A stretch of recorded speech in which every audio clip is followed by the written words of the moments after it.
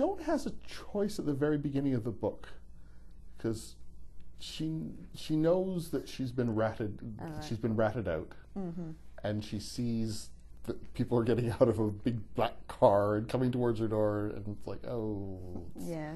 And she could off herself, but she doesn't. The setup is that there's another spy who she knows and who helped her in the past has died in his sleep, and he always said to her that's what he would do if he got found out. So at that point, she then believes she's in trouble and she has the same option. However, she doesn't choose to do that because she has her son, and she feels guilty about that, would feel terrible about doing that for him whilst leaving this cloud hanging over her, if they are onto her.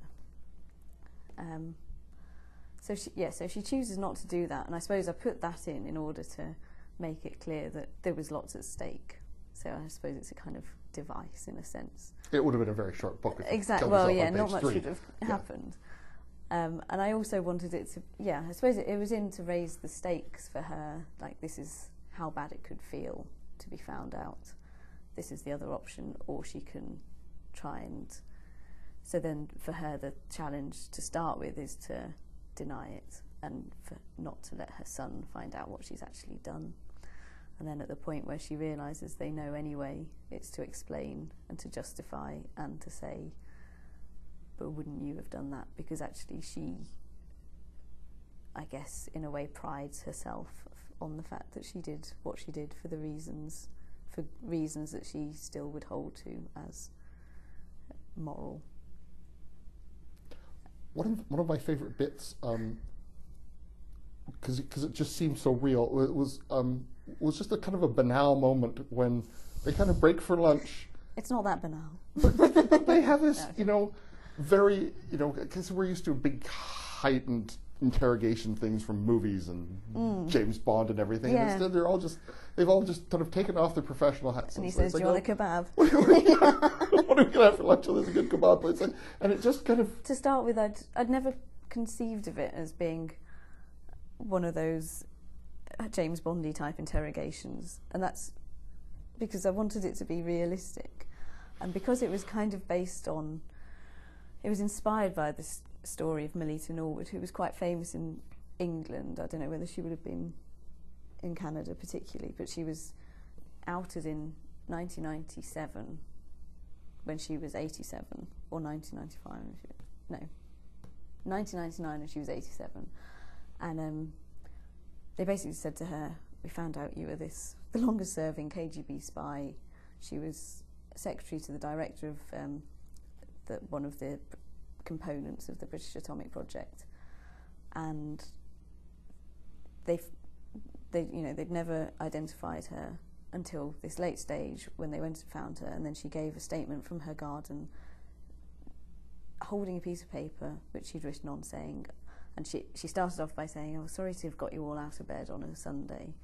I didn't expect to see so many of you. So this kind of downplaying what you'd done, and this very kind of suburban domestic setting, which just really, it's struck me so much that someone could potentially have this huge impact on world history, and yet, in a sense, everyone's life has this domestic setting, and that's the bit that you would be scared of disrupting. Once it becomes a kind of James Bond interrogation, it moves away from that.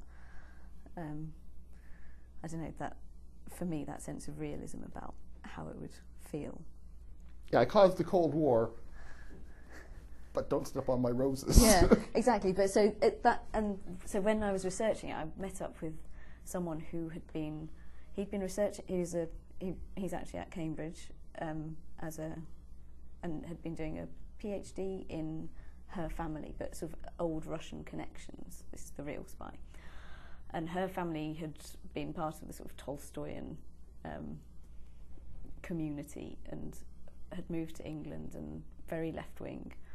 And so he'd been researching that, and he was on his way to see her, changing buses in Milton Keynes, which, if you don't know, it isn't a particularly exciting place to change buses. And he saw on the front page of the newspaper her face saying, spy outed, da-da-da. And so he phoned her up and she said, "Oh, I've been a bit of a naughty girl. You'd probably better not come today."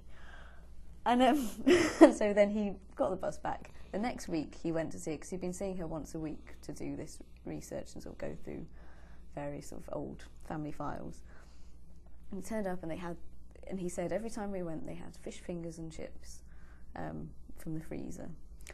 And she had some Che Guevara mugs, and they would sit and have this same sort of talk, and just hearing that kind of domestic setting. And he saw her a week later, and she was still saying, "Oh, I don't know what the Home Secretary's going to say."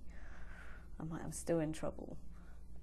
And and the statement she gave to the press basically said, "I did what I did for these because I wanted Russia to be in with a chance." She was still a committed communist at that point.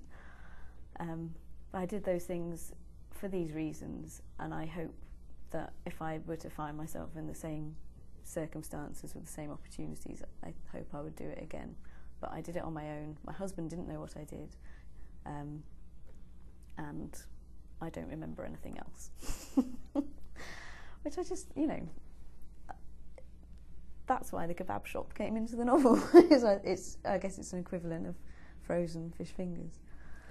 The book is Red Joan, a novel. I've been speaking with the author Jennie Rooney and Red Joan, published by Doubleday Canada.